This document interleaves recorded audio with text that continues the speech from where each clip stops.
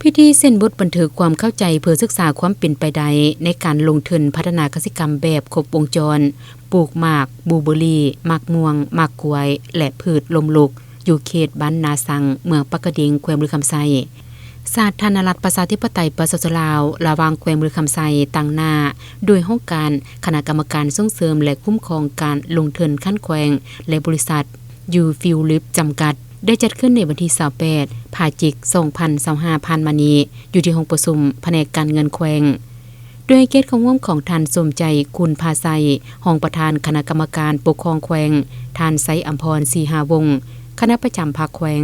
มีประดาต่างหน้าแผนกการเกี่ยวข้องและบริษัทเข้าร่วม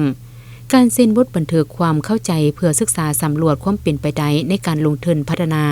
ด้านกสิกรรมแบบครบวงจรในระยะเวลาศึกษา9เดือนเพื่อเนใส่เหตุให้การจัดตั้งปฏิบัติโครงการดังกล่าวได้ดำเนินไปอย่างถูกต้องตามระเบียบกฎหมายและท่วงทันกับกำหนดเวลา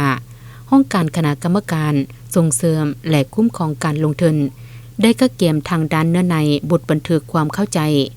MWU